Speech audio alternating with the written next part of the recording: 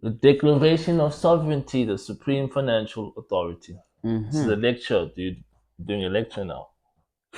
Class is in How session. you feeling, bro? It's gonna be quite heavy.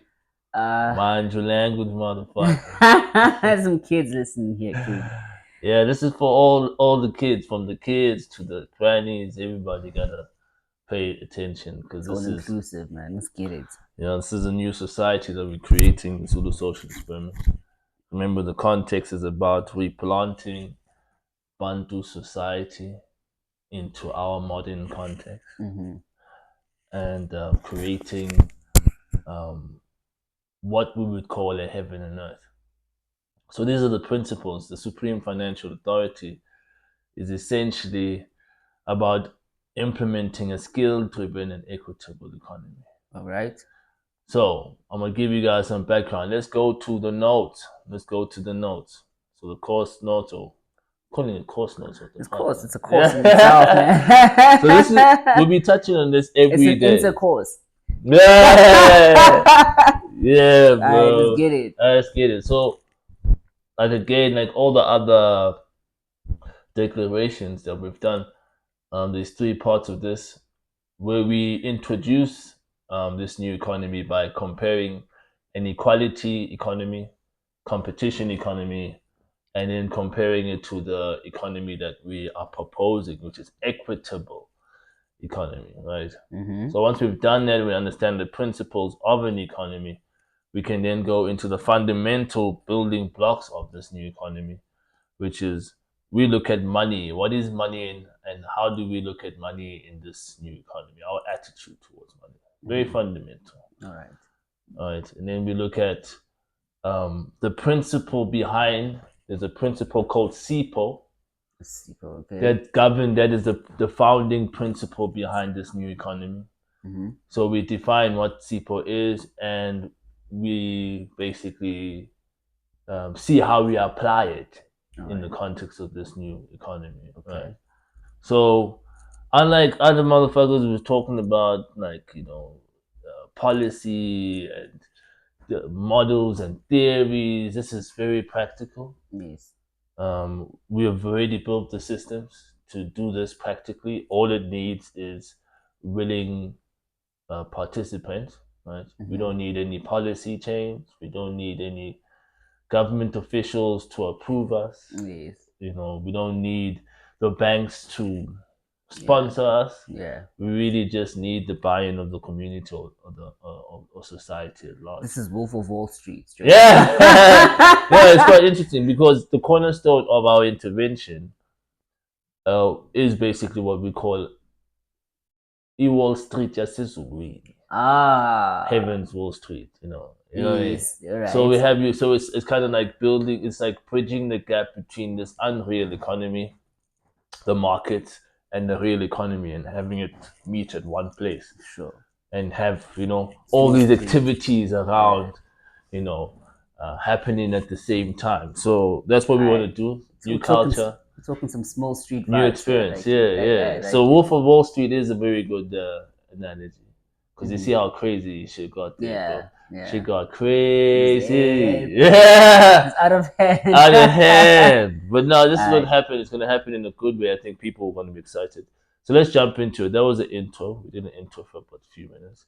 Let's jump into the course notes, right? Okay. Are you ready, my friend? Are you ready, my friend? Huh? They don't call me Die Hard for nothing. All right. So what I want to do, let me give you guys some FaceTime. And I know these notes can be overwhelming, right?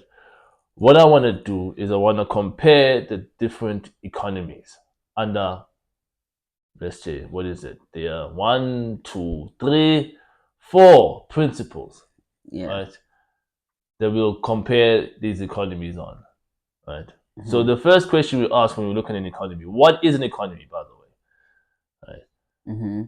An economy is essentially an environment or a platform in which human beings can create value and exchange value. So when I mentioned earlier that there's an unreal economy, it's called the market, where people speculate what the price of various commodities should be.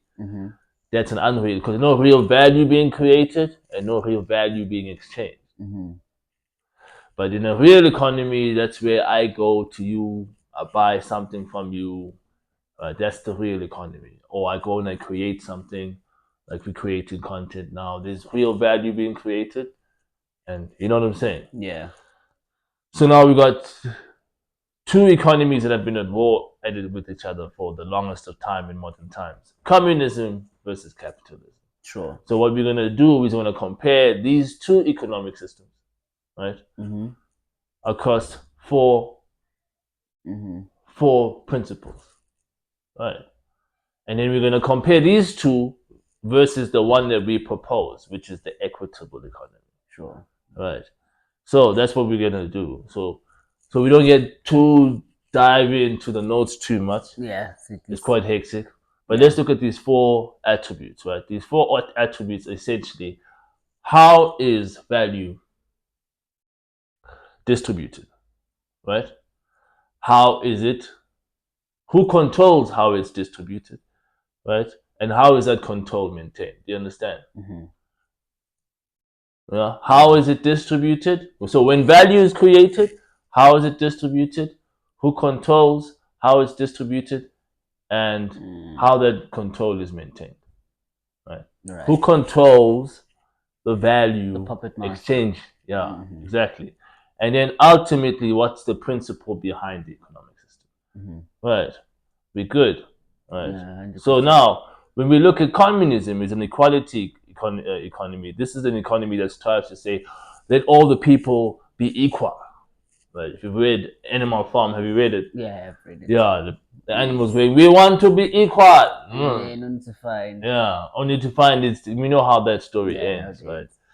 But let me just read the introduction. Communism or socialism is an economic system, and I'm gonna give you guys the course notes real quick. Let me go back. Give you guys the course notes there. Right.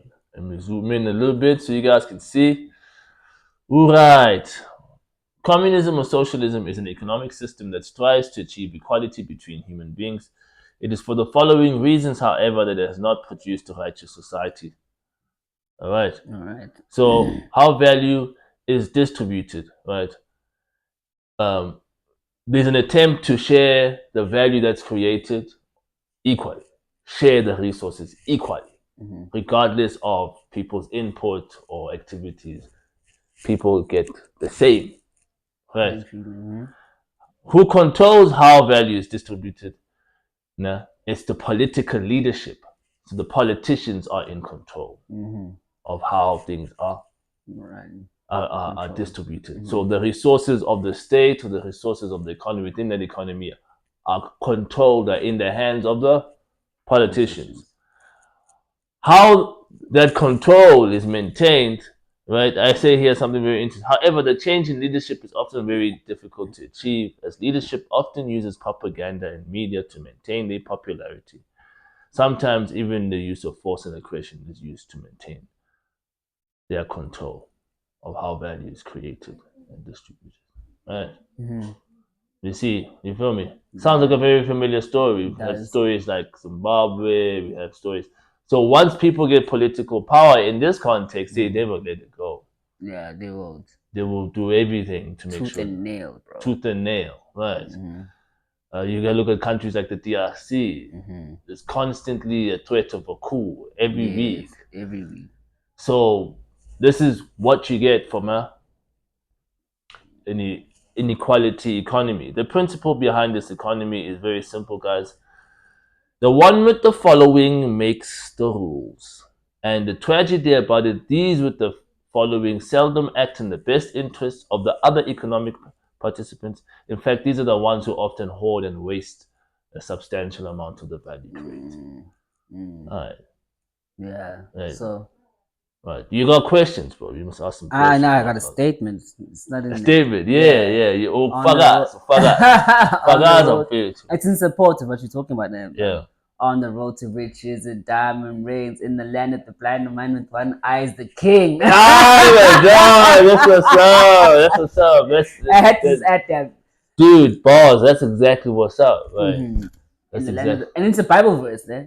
It's a line in the, I'm just trying to remember the exact. Yo, just think about just now we offended people. Like, what is this nigga saying? It's in the Bible. It comes from the Bible. It comes in the land of the blind and the man with one eye is the king. King, yeah. Yes. So it's in the Bible. No. Yeah, we gotta find that before the niggas. Nah, you can find it there. You can Google it. It's in the Bible. You can Google it, niggas. Okay, niggas will Google that shit. Yeah, yeah. All right, so we looked at the equality economy. Let's go to the next one, right? So this is important. Right? Remember, guys, economy is an environment in which value is created, distributed, exchanged. So that's why we're asking 4 questions. Who controls? How is it created and distributed? Who controls it? How that control is maintained? And what's the principle behind the economic system? All right. So now we got the second part. We got competition economy. Let's just read what it actually says. All right. We got a competition economy. All right. So competition economy, capitalism is an economic system that strives to create a competitive economic environment for human beings. That's what the claim is. Competitive. We're competing, but we don't. I don't want to be the same as you. I want to be driving a whip that's better than yours. You know what I'm saying? I feel you. You feel me, dog? I ain't trying to. You know what I'm saying? I ain't trying. I don't want to pay. I want the baddest bitches on my dick. Yeah. You know I don't want to pay 20 million plus to have neighbors. I don't have live in a place that has neighbors. My neighbors should be there. You get what I'm saying? All right, let's get it though. Let's get it. So, the 4 attributes. How value is distributed. But so this is quite tragic, and some of the people might feel pissed off by me saying this. Yeah. This economic system implicitly encourages and even condones the use of deceit and manipulation to acquire capital and buy power. What that mean? What the hell does that mean, though? Yeah. So you can use whatever trick in the book as long as you get money. So by any means, get money, bro. Yeah. Lie, cheat, steal, do whatever you need to do. Money's not a problem. It's as long as how you get the money is a problem. Yes. Yeah, I feel you. You feel me? Yeah. So now here's the irony. It's the ones with the monopoly on the capital and buying power that decide on how value. Remember the difference, guys. Let me give you some FaceTime. God damn it, shit. God damn it, shit. You know. Yeah. There's a difference, guys, between value and money. Right? We're gonna go into it. There's a difference, right? So the guys with the money, right, in the capitalist system are not necessarily the ones that create the value. They do whatever they need to do: manipulate, lie, cheat, steal, condone. Eddie Guerrero. Yeah, Eddie Guerrero, my dog. Hey, he's a messiah. He's a messiah. You know what I'm saying? You know what I'm saying? Lie, cheat, and steal. Lie, cheat, and steal, my dog. Right? It's unfortunate for the 2000 generation. And don't know. They don't even know Carlito, bro. I spit in the face, or people don't want to be cool. These are epic. So, guys, the reference is a wrestling reference. A guy called Eddie Guerrero, who would pride himself in the fact that he would do by any means, dog, to win a match, right? So, and Carlito is also like another, you know. Yeah, I'll spit in the face of those who don't want to be cool. I think that's what we're gonna do now. After this declaration, I'm like, nigga, you don't want to fuck with this? I spit in the face. Or those who don't want to be cool. Okay, so take us through it again. Alright, see, right. So I just touched on it, right? It's the guys with the capital. How is money distributed? Guys with the capital. Value distributed. My bad. How now? Let's go back to the notes again. Who controls, right? How it's distributed, the guys with the capital. How the control is maintained. And this is where it's quite tragic again, guys. This is going to be, hey, guys are going to have heart attacks here. Economic participants are encouraged to exploit others by creating counterfeit value in order to generate more capital and buying power. You get that? Exploit others. So I tell you, hey, bro, this is what I'm selling you. And I charge you exorbitant price. I don't give you the value that you pay for. So I'm constantly trying to You know, if you look at products, Mhm. I'll give you an example. Rama, dog. All right. In the 90s, Rama was like creme de la creme. It was actually a good margarine. Yeah. But now it's like, God damn, what the hell happened to this one? Same package. It's like it's always new and improved packaging. You know, I recently saw the advert of Lay's. How much Lay's used to cost in the early 2000s, like late 90s, early 2000s. Yeah. When a pack of Lay's was like R5, so like or R3 actually, something like that. Some even less. $3. You mean like the Look normal at it pack? now. It's like, yo, dude. We're It's looking like at you're 25 selling. bucks. It's like you're selling ass online or something, bro. That's the price you pay for. Yeah, you no know? wonder we have to pay for pussy now. You see. Yeah. No offense to all the I ladies mean, out there literally, hustling. guys. No wonder offense. we have to pay for pussy now. No offense to all the ladies hustling out Sorry. there. No offense. I mean, Alright, cool. it is just that. It is basically. So what's happening with the economy is essentially you get better. It looks better, Mhm. but the quality is not it's as great. Yeah. You get what I mean? And this is what's tragic about the capitalist system, because people are doing things purely to generate buying power and capital, right? So the disadvantage, the pitfall of capitalism is that sometimes value is ignored. Yes. Sweatshop vibes, man. Yeah, we just do whatever we can to just make sure we see the money coming in. Yeah. Right. All right. So let's go back to the notes, right? So the principle behind this economic system is, right, the one with the gold makes the rules, right? It's essentially what's happening. So, right, how let's recap.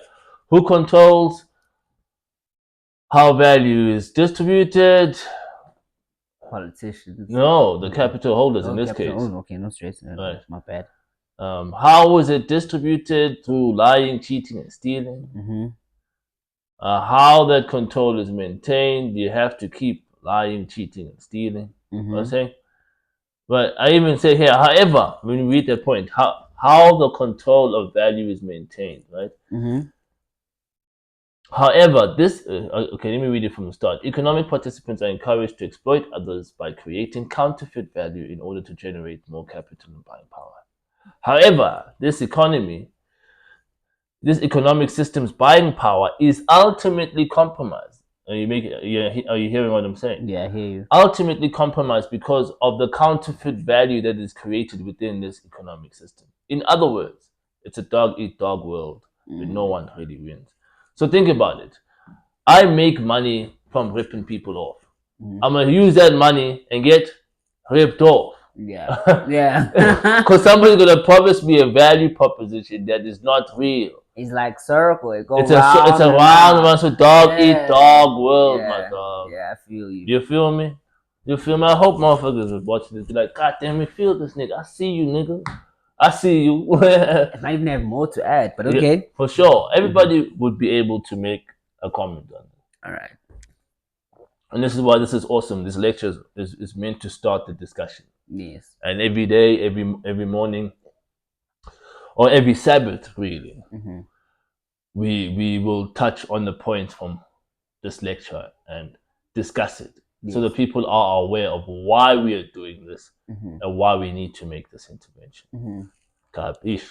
Sweet, right? All right.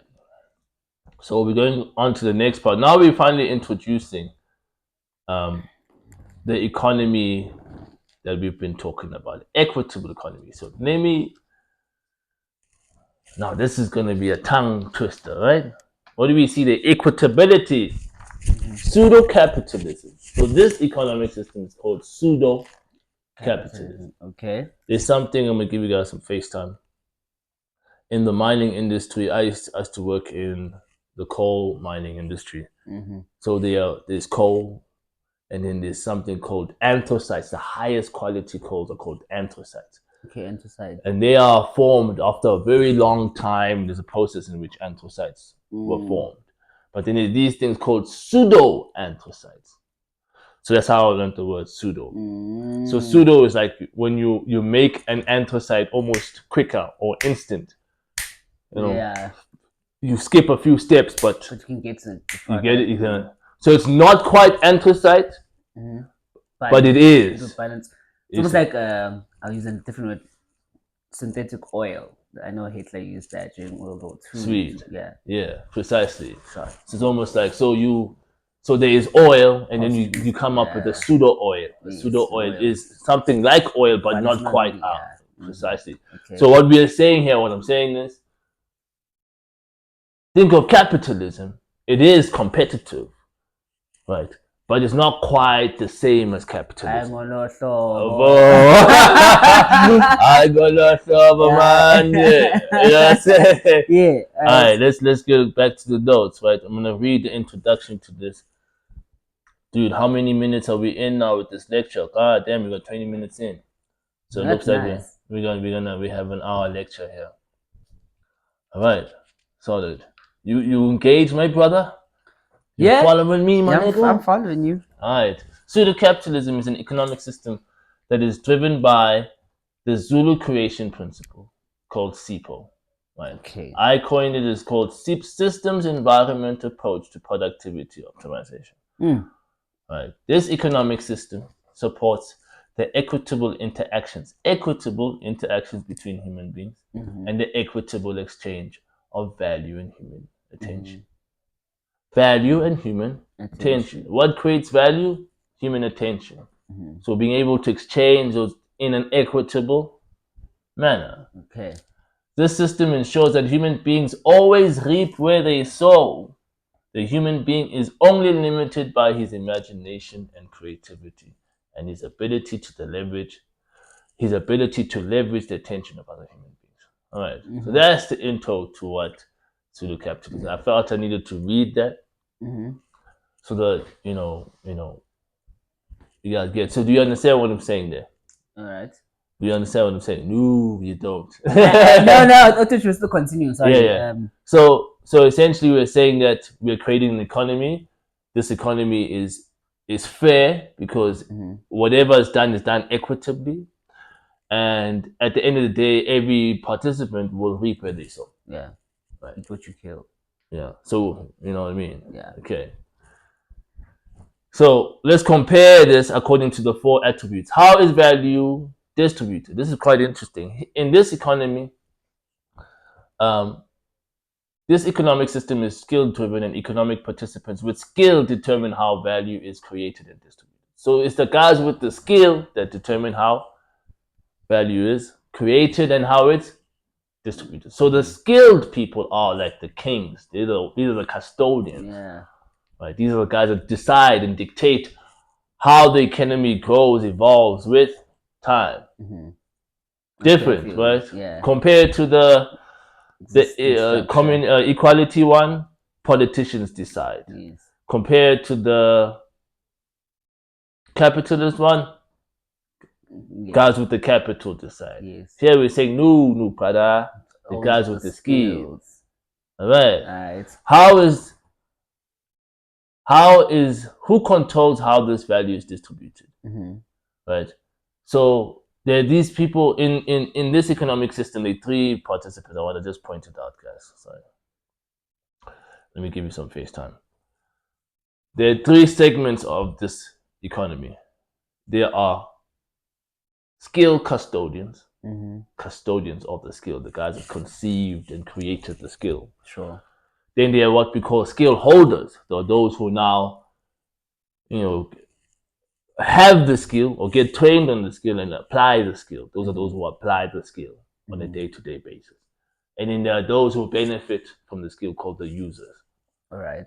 Right. All right. So what we're saying here, how is value distributed? Who controls how it's distributed? The custodians. They set all the rules. They make all the rules. Right. Now I'm going back to the notes. Now,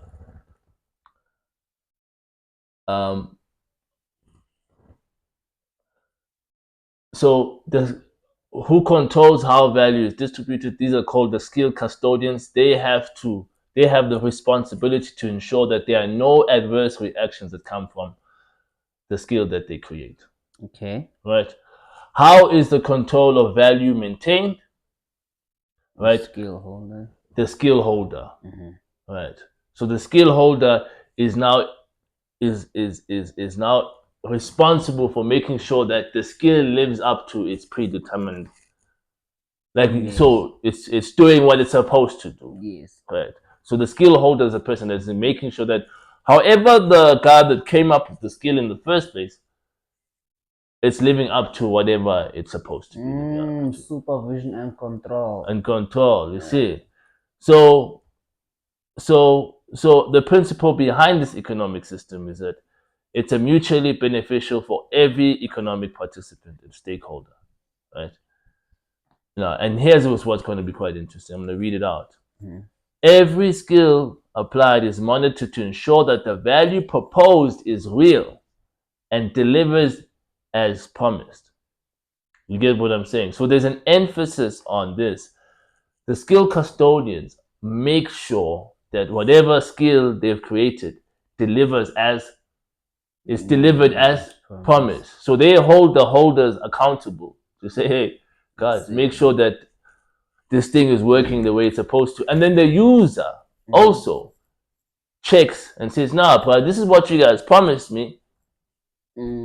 Yes, I'm happy. This is what I got. Quality assurance about it. Precisely. Yeah. So there's an emphasis on that. You understand? There's an emphasis on making sure that the user is happy. And the custodian's joy or credit or reputation is on the line. Because you don't want to create something that everybody's like, this guy. Half-baked donuts. Half-baked donuts. It's like the dough coming out, bro. Yeah. Right. For those kids that grew up 90s, like, grew up watching Adventure Time, you all remember Half-Baked Donuts? He had to be sent by Princess Peepee everywhere, but they had to monitor him, like, okay.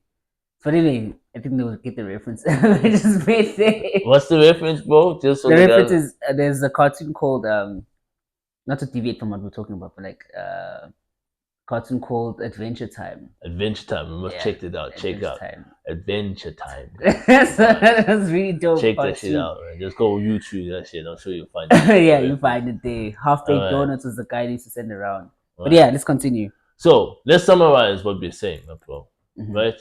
Principle behind equality system. Those with the following, the popular people make the rules. Principle behind the capitalist system. The guys with the capital make the rules. Principle behind the pseudo-capitalist economy. Yeah. All right. So we got principles behind the equality economy. Those are the following politicians. Capitalist economy, your monopoly capital. Yeah. Right. This economy we're talking about is the guys with the skill. Right. And the holders of the skill. Right. That really drive the economy. Feel me? Yeah. Dope, right? And what's dope, there's an emphasis here, unlike the capitalist system. That's why we say it's pseudo-capitalism. Is that the most important thing in this economy is that whatever value was proposed, is it delivered? So we measure you not necessarily on how much money you're making. We really measure you on like how well you deliver on what you say you're gonna deliver. So there's an emphasis, there's a focus on that. Yes. In the capitalist economy, it don't matter if it's like I could literally have went outside, trafficked little girls, chopped them up, just washed my hands and went into the house and like kissed my kids and like I'm feeding my family, bro. You get what I mean? There's a huge detachment from how I earn money and what you know what I'm saying. So here it is. So we graphic like this. Alright, cool. Hey, alright, bro. let's go on. Alright, so we're halfway in, right? We're halfway into this lecture. Now we're going into the meaty part. The meaty part. It's a more. All right. Okay, money defined. All right. Let's jump into it. I want to just. Okay. All right. So just decided to give you guys some FaceTime, right? if you look at the notes, right, there's four things that I touch on in defining money. And this is quite important.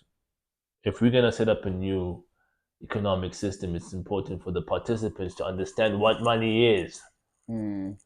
and not make the same mistake that's been made over the All these centuries. years, yeah.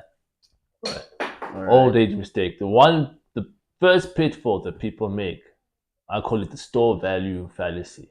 Alright. This is one of the things that I learned even when I was in university, when I was getting taught on how to financially value minds.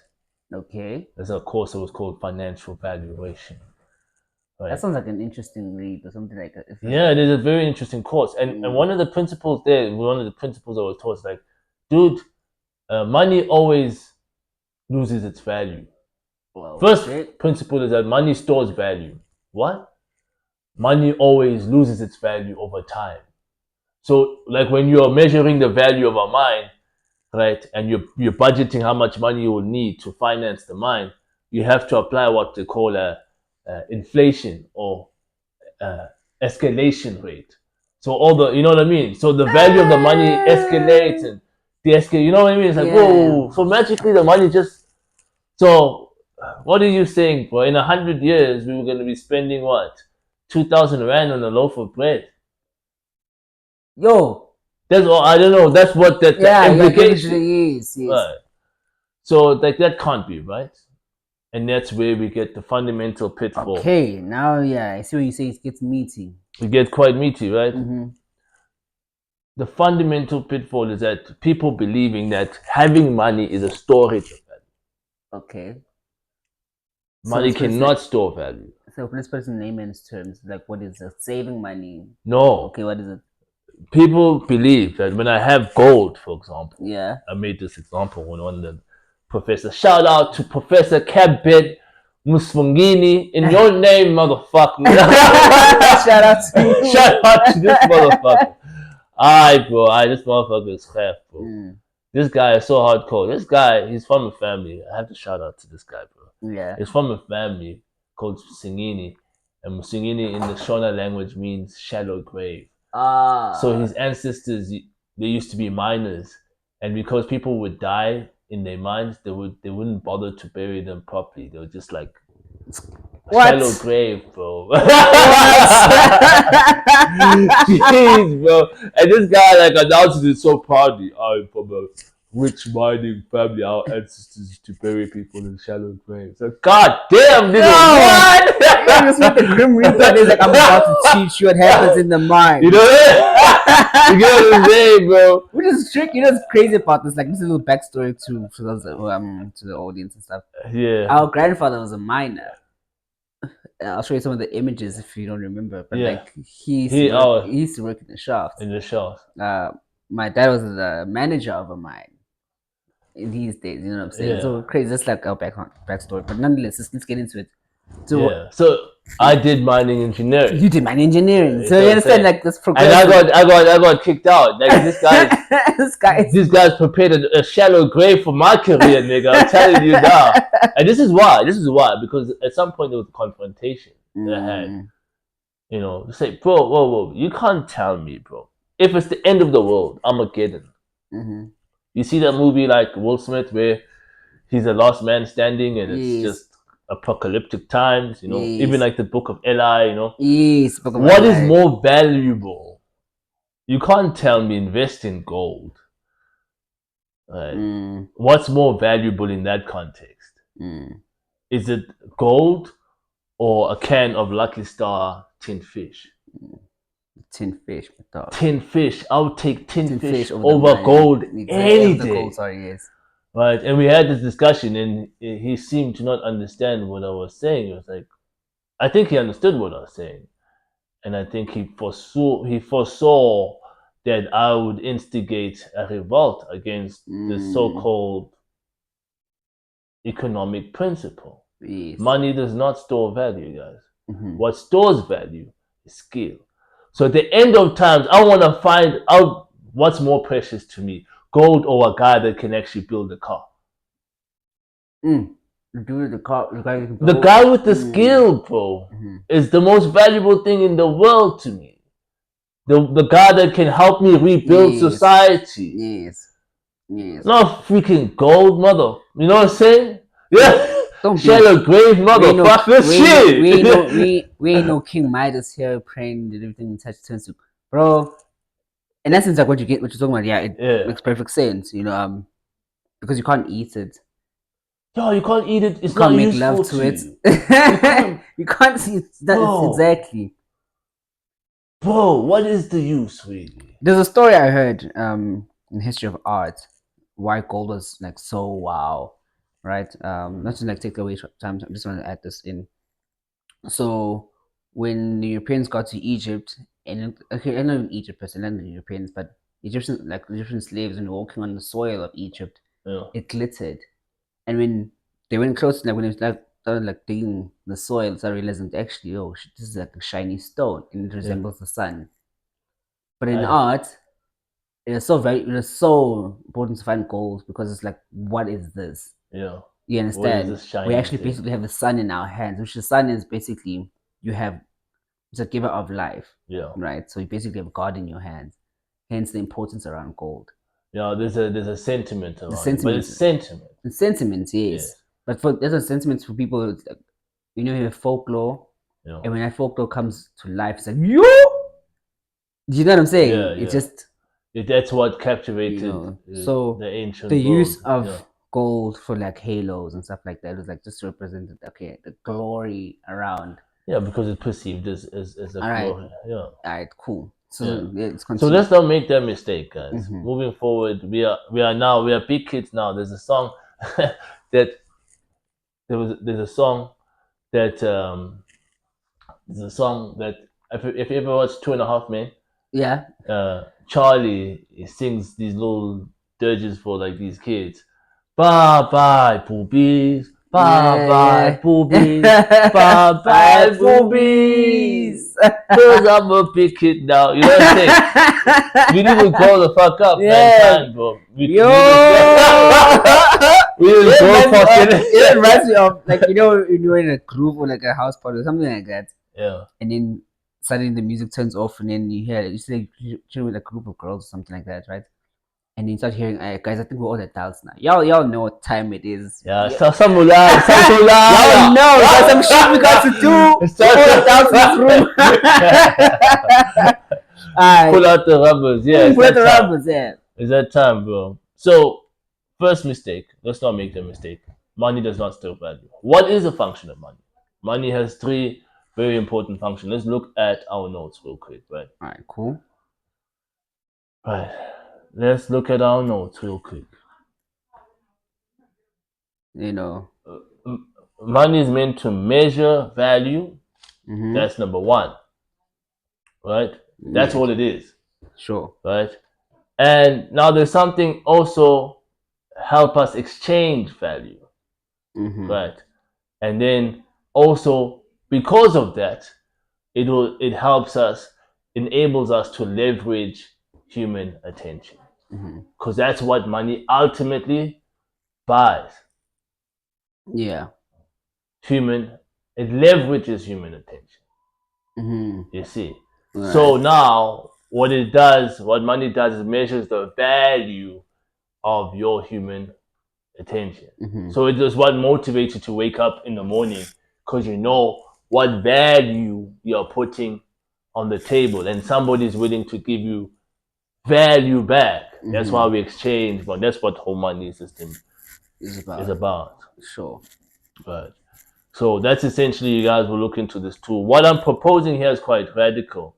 What I'm saying is that since money is just a measurement of value, it is ridiculous to have money every day.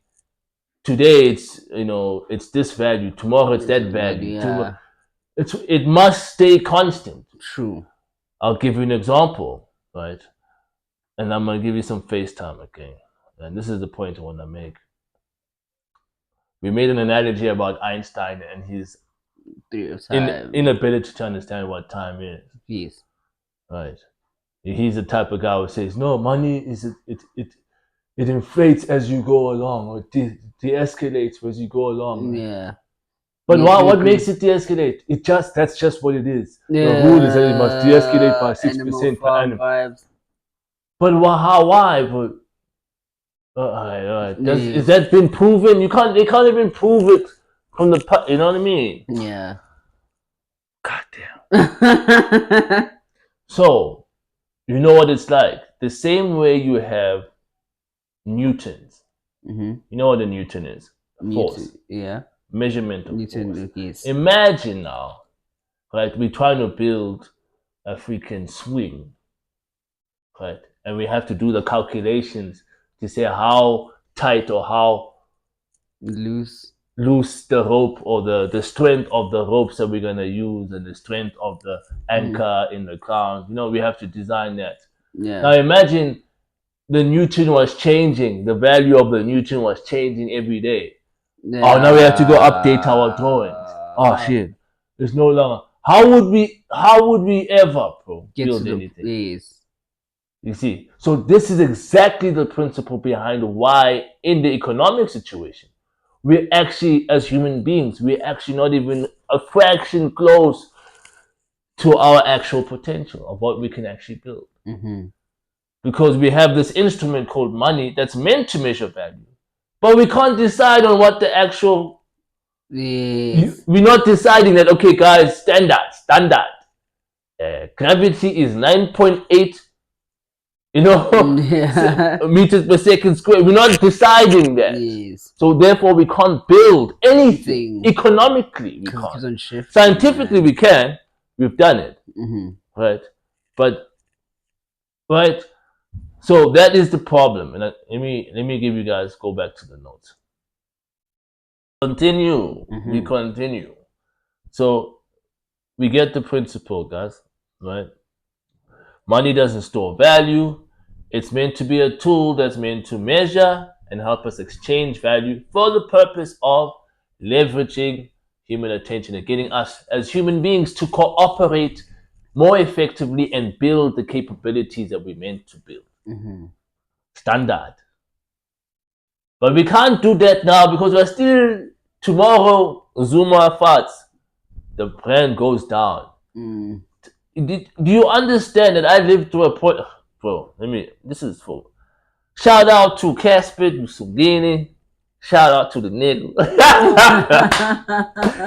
Do you know that I lived through a time where I was in Boston through a time where I was a coal mining graduate. I was going to end up in the coal mining industry. And there were some of my peers who were going to end up in the platinum industry. Sure. Do you know there was a time where legit, bro, economic crash, I think it was 2008 or something. 2008, yeah. Like, bro, platinum price went plummeted. Mines were shutting down. These graduates couldn't get money no more. All of a sudden, like, guys, come on. Come on, dog. You know what I mean? Yeah. Do you get what I'm trying to say to you? It's like, it's like the platinum price going down had nothing to do with the ability of the miners to extract platinum. Yes. Had nothing to do with that. Absolutely zero, nothing to do. It had everything to do with some political agenda or whatever agenda. It was a property crash. That's what called. Yeah, but that's what I mean. But what does that have to what does that have to do with platinum and mining platinum? Yeah, because a lot of people took like what loans that were like sort of weren't backed up by anything. That's what actually caused the crash. But hear me out. Again, it has nothing to do with even if you took my guy. This is what I'm saying to you, bro. This is what I'm saying to you. Even if you took loan, I gave you a loan, you went and spent that money on all these other things that you do. I'm not going to take that money and buy things. You're stimulating the economy, anyways, right? And then you don't find a way to pay back that money. Right? Right. At the end of the day, it still comes down to it. Money is exchanging hands. It has nothing to do with property bonds. What? Property bonds. That's what it is. That's a cool. Come on, guys. And then we're gonna go into it and especially because we just started the conversation now, Yeah. but we're gonna literally go into it and say, guys, there's an unreal economy, which is the market, and then there's a real economy. We must be able to make the distinction because we can't have now the real economy must shut down because the unreal economy decides, no, actually, you know what, the platinum is worthless, so or you know what, the oil, for example. There's a war in Ukraine. Now the oil price has to go. Skyrocket. We went literally in a year. It's the most. I don't think you guys understand the level of motherfucking fucked up. We've been in the past year or so. The petrol price went from something above 14, 13 rand all the way 10 rand, bro, within months. Because there's a war in Ukraine. Come on, guys. If that didn't teach us a lesson, guys, we're going into guys, we need to bye poopies, bye poopies. You know, that's a song that I drink from a sippy cup, sippy cup, sippy cup. I drink from because I'm a big kid now, bro. We can see through this bullshit, guys. Let's be real, man. Y'all playing this. Yes, let's be real. So what we're gonna do now, we have the means to actually say, guys, money is meant to measure value. Let's decide. Let's create a convention that this is what the price is. Once we've decided that, now we can start playing the game. So if the price goes up, right, I'll know that there's more value. If the price goes down, I'll know that it's easier for me to create the same value. I've improved my methods. I've made it easier. You know what I'm saying? Do you get what I'm trying to say to you? Not this. The price of oil went up. The same petrol we pour every day, bro. And sometimes it's so weird that they announce it's gonna go up by 20 cents.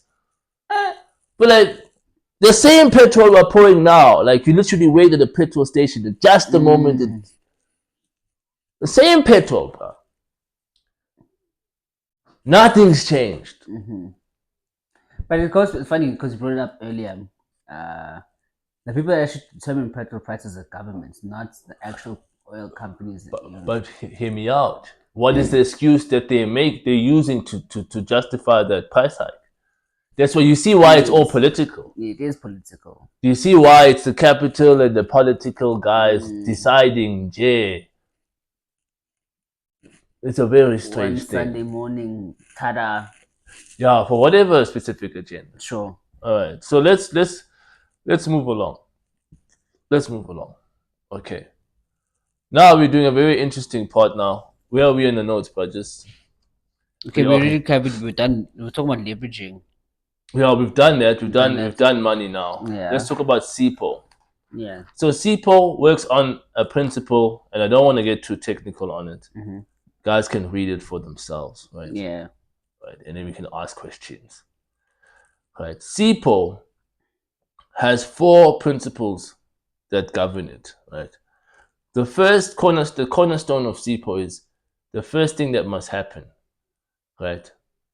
Is that you must have activity surveillance. You get what I mean? So meaning that I must be able to monitor my activities. Then be able to benchmark my activity and say, this is what I expect to get out of my activities. And then once I know what I'm expecting, right, when I do my surveillance, I'll be able to find out what I actually get. So I'll always compare what I was expecting, the benchmark, versus my actual. What I was expecting, efficiency versus effectiveness. Efficiency is what I can inherently do. Effectiveness is what I actually do. And then when I compare these two, I have a performance.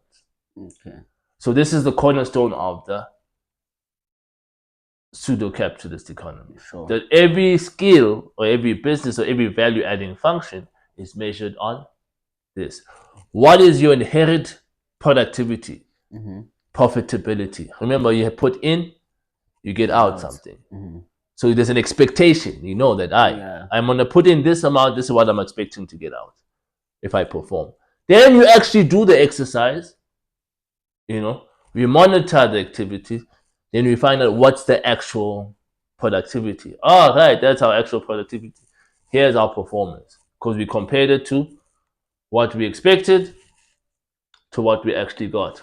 You see, you understand what I'm saying? Yeah. So that's fundamental and introduce. So we'll introduce that. So that's the cornerstone of this economy, right?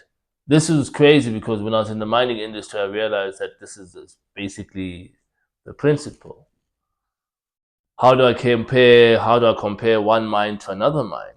What people were doing at the time, they were saying, "Oh, this mine makes more profit than the other one, so this mine's better." Like, no, bro. It's like comparing apples to oranges. Yes. Right. You get what I'm saying? You need to be able to say, "Oh, this mine is capable of doing this much." But it's only 50%, bro, doing of what it's capable of doing. Yes. Even though it's earning more than another mine that's next to it. But do you understand what I'm saying? So there's something that it coined, it was like finding the inherent efficiency, what it's actually capable of from a operational point of view. You get what I'm saying? So this is what's going to catch people off guard, because a lot of the corporates and your CEOs, they're dealing with matters on a very high level. They don't actually like fundamentally going on the ground and understand what it takes to create oil, for example. This is what I'm saying. It's quite obscene for the oil price. And think about it, my brother. From the 80s, from the 70s, the oil price has been gradually hiking up. Gradually. Now, all of a sudden, within a few months, it's hiked up more than it did over 3 decades. Yeah. Have a hand up our ass like puppets, man. Yeah, no. So let's be real. So this is SEAPO, right? Right. Now let's apply it. Our next page, where are we now? You were talking about activity surveillance. Yeah, so now let's go to the next section now. Now let's apply SEAPO. Okay. So, man, this is going to be a mouthful. This is going to be heavy, bro. Yo, this if it isn't already. Yeah. I told you I'm drifting between like universes and stuff. Like, okay, this is heavy, guys. Which part of the universe are we at now? Okay, so we got 8 more minutes to tie this up. All right. Now, there's a principle I call balance sheet hoarding. Right? That's the mistake of society right now. I'm going to read it out. Modern finance dictates that commercial activities are valued legitimately when the balance sheet of the commercial activity balances. Right? So every company, every organization must have a balance sheet that balances. That's how you know it's a legit company. Yes. But here's what I'm saying. The implication is that because a balance sheet is basically about the money that was raised through debt and shareholders' investments must equal to the value of the assets in the company. That statement in itself tells you something is very wrong with how we're looking at the economy. You know what it's like? I'll go back to the analogy of that there's a story that Jesus told, parable that he told, where he said there were guys who were given, one was given 5 talents, one was given 2 talents of gold, the other one was given 1. Right. The master goes away, he comes back. The one with the 5 doubled his talents. The one with the 2 doubled his talents. The one with the 1 just said, "No, pa, you gave this to me. I know you're a very prudent guy. Here it is exactly as that's what business is now." Yes. And now here's the irony. Going back to the clip that you just showed where Trevor Noah was talking about guys using tax. Yeah, evading tax, but at the same time leveraging their assets to buy more assets. Yes. leveraging the assets to get loans from the banks to buy more assets. Weird. So they're playing this game where they want to have this balance sheet. So it's like almost like saying that, dude, I can be worth $1 billion in assets, but I'm still liable $1 billion to the loans that I took and the guys who invested to me. So what are we saying? I don't own it, but I own it. Yeah, it's just in my name now. Yeah. That's all. But yeah, but I'm still, that business of mine is still indebted to the. Yes. So it's kind of a weird dynamic. So we live in a weird dynamic, right? So it's because of these type of things that we have sometimes good businesses being closed down, which is a very strange thing. So we're gonna revisit these things. So we're not gonna make that mistake. In the pseudo-capitalist economy, we don't give two cracks about a balance sheet. You can, we go, I mean, if it's a legal requirement, yeah, we can keep doing it. And remember, to do a balance sheet, there's things like this fictional things like depreciation. You see, where I have to assume that, oh, I bought a TV, but it depreciates at 5% per annum. So eventually, after 10 years, the TV will be worthless. It will be written off the books. But the TV works, dog. Like it's. I don't know if you understand what I'm saying. I've done evaluation on a business before that did textiles. Yes. All the assets, all the machinery written off the books. But the machines work, bro, perfectly, and they don't actually have very high downtime. So like, what is this? This is weird. It's a cheat code. Right. So let's be genuine. In this economy, what we're looking at when we look at assets, property, cars, devices are leverage. So the value of an asset is not how much you bought it for. The value of an asset is how much it is capable of making you. And its performance is basically how much it actually makes you versus what it's capable of. Yes. Yeah.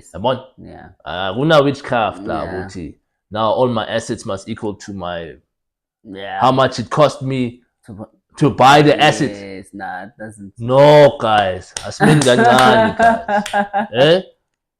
Yeah, man. Please, guys. So that's what we talk about in the first 2 points. Right?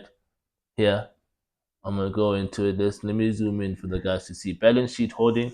We're saying, guys, leave this balance sheet thing. Yeah. Please. I see again there. Yes.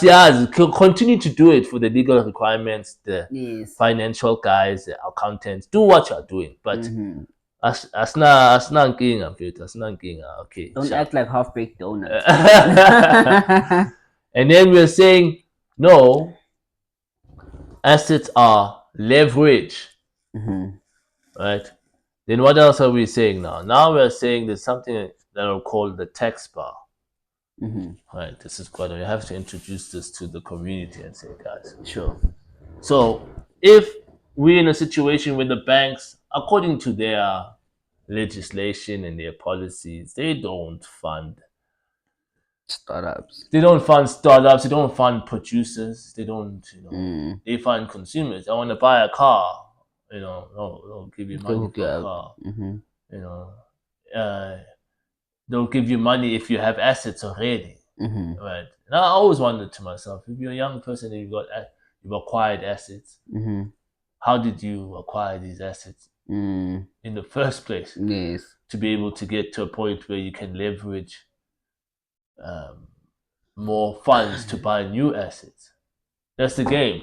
Yeah. I acquire assets off debt. Right. I pay off that debt. I get more debt to buy new assets. That's the game that people are playing. Right. It's not about creating value. So you understand what I'm saying? So that's what the banking system is doing. So we're not gonna fight that. We understand. It's okay. Do what you do, guys. But it's your system anyway. Yeah, it's just what you do. But we're gonna change our attitude and we're gonna create an instrument called the tax bar. right? The tax bar is essentially a community fund where people decide, look, we're going to put funds and we're going to pull funds together. We're going to make sure that these funds, and let me read it out actually, in case I do a disservice. In case I do a disservice to the description. Conventionally, tax is collected by an administrative body on behalf of the government responsible for the condition of public infrastructure. Right? Right? Right?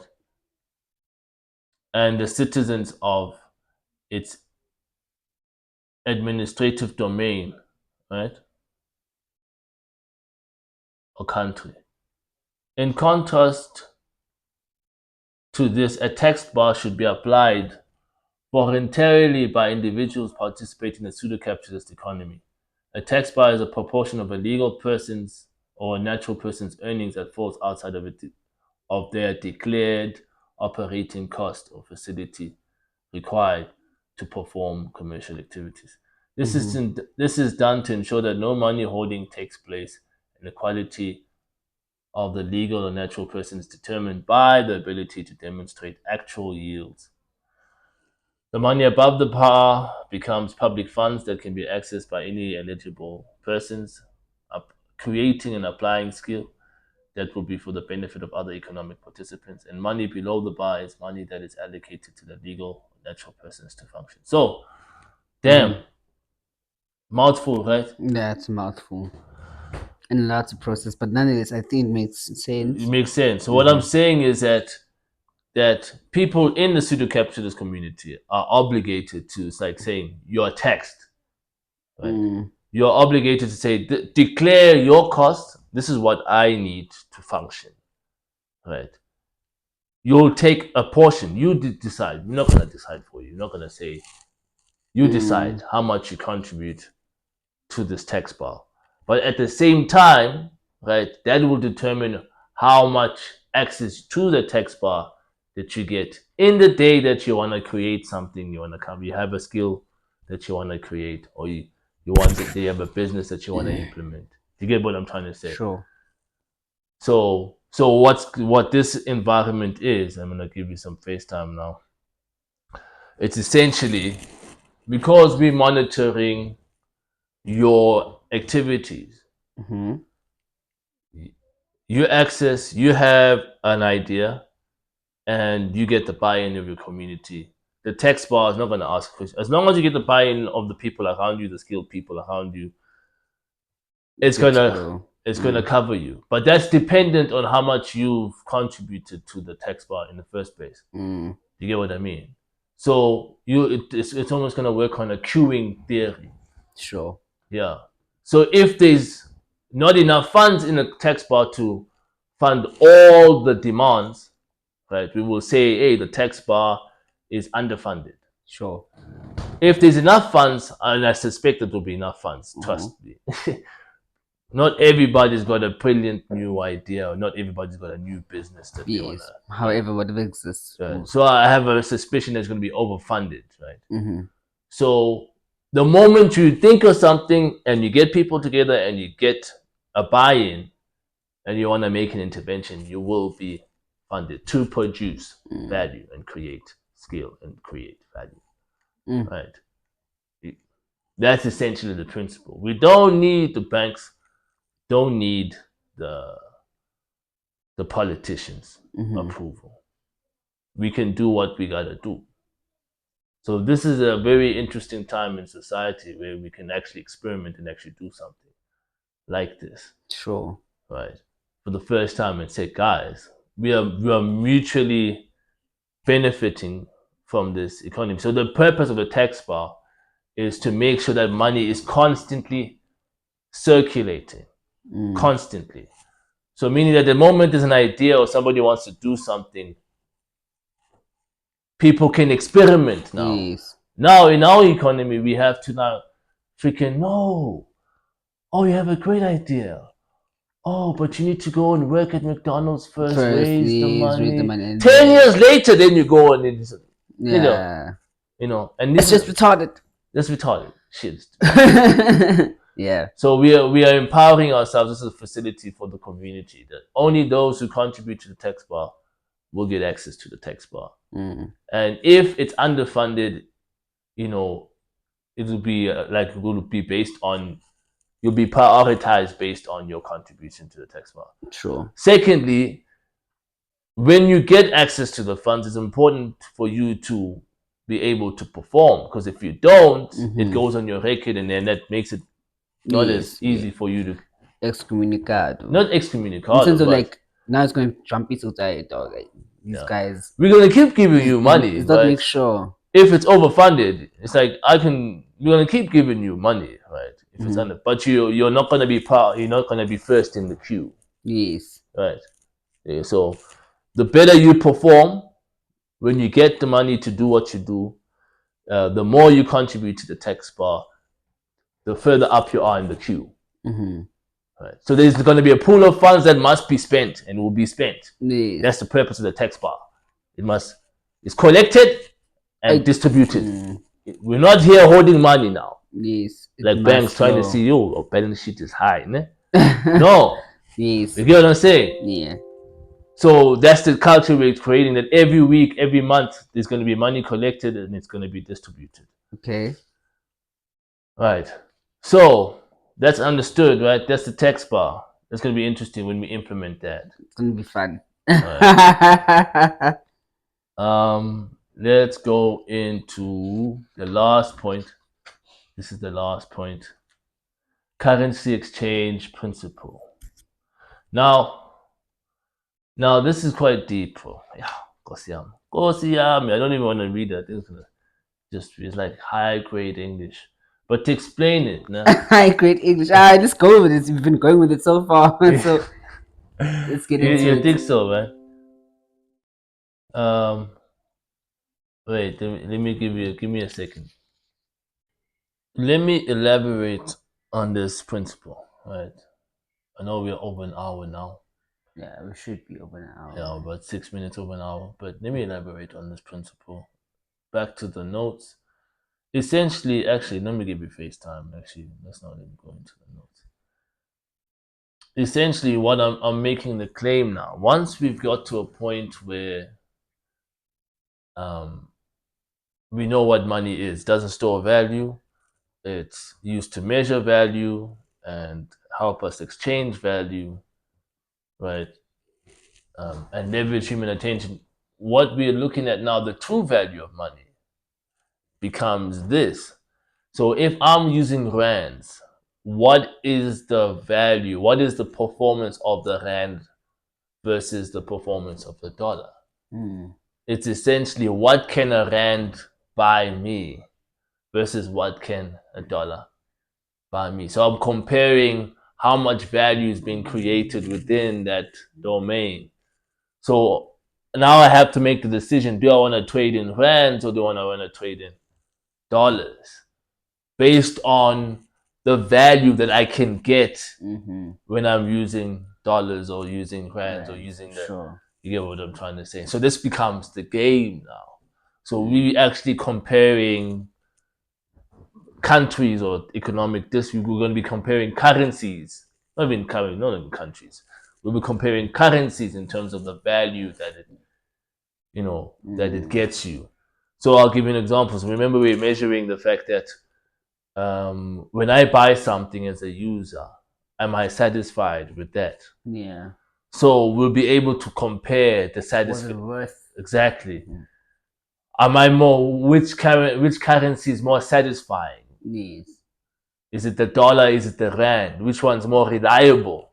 When I buy in rands, am I sure I'm gonna get what I'm promised, what is being offered to me? Yes. If I do business in rands, right, or versus the dollar, do I get more out than when you know what I'm saying? So that's the level, that's the game we're playing now. So this is looking further ahead, especially when we've implemented the regulator body, the economic regulator. But this is exactly what it's what's going to happen now. Now we're not comparing the rand to the dollar based on some market speculation, what.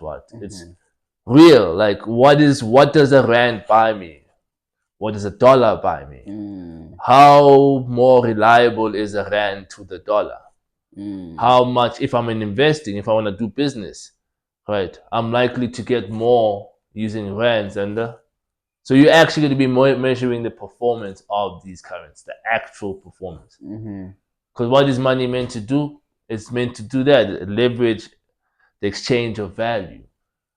So when you trace the money and you watch the money trail, you see, oh, this is the history of how money is, how value is created. Oh, I want to be trading in that currency because it looks like those people trading in that currency are actually on point. So now we have a real competition around the world where people will be like, don't slack, nigga. You're gonna make us look bad. Just, you know what I'm saying? You get what I'm trying to say?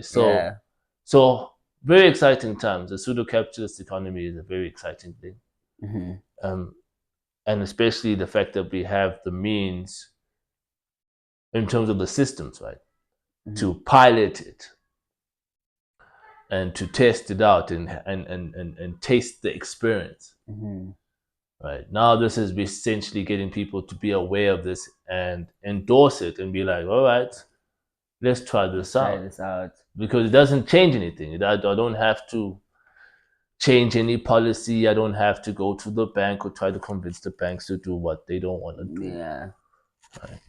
I'm not gonna even try. Know what they want, what they don't want to do, but according they might not even see the need to do it, but which is good. Yeah. No, but maybe with this they might see the need to do it. That's what I'm saying. Gangsters move in silence. Yeah. So who's the gangster? So this is Bufu. Buy us, fuck you. Straight Bufu, man. Yeah, I just kept you the you kept me, bro. I just kept you passion. Yeah, no, for sure. I'm joking, man. So nonetheless, yeah. No, it's for sure. I get it. Yeah. I mean, it's look on just to extend it. Not all of us. There's a lot of us might feel the same way. It's like, guys, we have like, ways to do things, and all we just need is that extension. So this platform is actually the go-to. That's what's going to give us the resources and attention that's required. Because the other systems that exist right now is the parent that tells you that your dreams ain't shit. Yeah. You know what I mean? It's like, and then like, you sort of like, if you do have dreams, you don't have enough money to fund them. If you do have dreams, you're not born in the right family. Yes. Which is some bullshit. It is. No, if you got the imagination and the vision, motherfucker, you a king. You see. Alright, you're a king for real. You understand? Like He's a schizoid man here. Man. Yeah. And then this is the way out, guys. So no trip. We can be interrogated on this and we can have the discussions. Let's have the discussion. This is a new economy and it's legit because the systems have been built. It's just inviting people to set it up. And guidance is online right now, bro. Yeah, let's go. Let's set it up. I got you. You got me. In closing, stay in school and don't do drugs. Yeah, so let's tie up with the declaration. So now that we've done that, we have sufficient awareness. Let's go back to our notes. Let's tie it up. I'm trying to zoom out here. All right. Right, the declaration in response to Shembe's prayer umthandazo weSabbath. The Supreme Financial Authority, as disclosed in this declaration, is the application of SEAPO principles and the implementation of an equitable and skill-driven economy. So that is the Supreme Financial Authority. Understood? And this is in response to the Mthandazo weSabbath that makes a request to re-implement the kingdom of heaven on earth. All right. And this is consummated on behalf of Isaiah Chambers, God, who is in Nkosiasek Parliament, who is referred to as Nkosiasek Parliament. And this is the spirit that inspired the writings of the Bible, the original author, who is a custodian of life and the founder of his elected priesthood, the Bantu peoples all around the world. Amen. So this was This was done now on the day, the 4th day of September 2024, when it was first consummated, moment published. All right. All right, so you'll find this document, guys, on the link. It's done. The Declaration of Sovereignty, the Supreme Financial Authority. Awesome. Husa.